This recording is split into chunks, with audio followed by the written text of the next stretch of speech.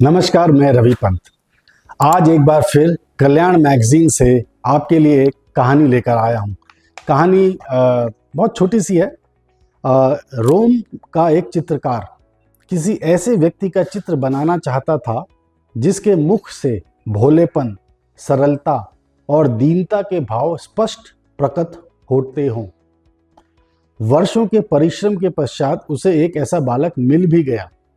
चित्रकार ने बालक को बैठाकर उसका चित्र बनाया।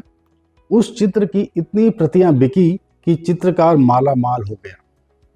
10-15 साल के बाद चित्रकार के मन में फिर एक चित्र बनाने की जो विचार आया, तो चित्रकार के मन में इस बार जो विचार था वो ये था कि एक ऐसा चित्र बनाया जाए कि जिसमें दुष्टता का भाव प्रकट हो। और वो एक ऐसे व्यक्ति का चित्र बनाना चाहता था जिसके मुख से धूर्तता, क्रूरता और स्वार्थ लिप्सा जो है वो फूट पड़ती हो। अब वो ऐसे व्यक्ति को ढूंढने लगा। बहुत ढूंढने के बाद जब उसे वो व्यक्ति नहीं मिला, तब अचानक एक दिन उसे किसी दिन शाम को ख्याल आया कि अरे ऐसा व्यक्ति तो मुझे कारागार में मिल सकता है। तो वह कारागार पहुंचा और वहां उसको एक ऐसा कैदी मिल भी गया। तो वो कैदी से बोलता है, मैं तुम्हारा चित्र बनाना चाहता हूँ। तो जो कैदी था वो थोड़ा डर जाता है, कहता है मेरा चित्र क्यों बनाना चाहते हैं।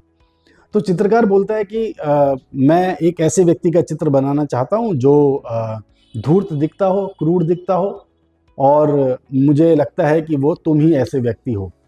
और मैंने एक बार पहले भी, कुछ समय पहले भी एक ऐसा चित्र बनाया था, पर वहाँ पर मैंने एक ऐसे बालक का चित्र बनाया था जो भोलापन, जिसके मुख से भोलापन, सरलता और दीनता स्पष्ट प्रकट होती थी। तो वो चित्र से मैंने बहुत पैसे कमाए थे और इसीलिए अब मैं एक बिल्कुल उसके विपरीत एक चित्र बनाना चाहता हूँ। जब चित्रकार ने यह बात बोली तो वह व्यक्ति फूट फूट कर रोने लगा। तो चित्रकार हैरान हो गया। चित्रकार ने बोला, अरे तुम रोने क्यों लगे? तो वो बोलता है, तो कैदी कहता है कि जो चित्र आपने उस बालक का बनाया था वो बालक मैं ही हूँ।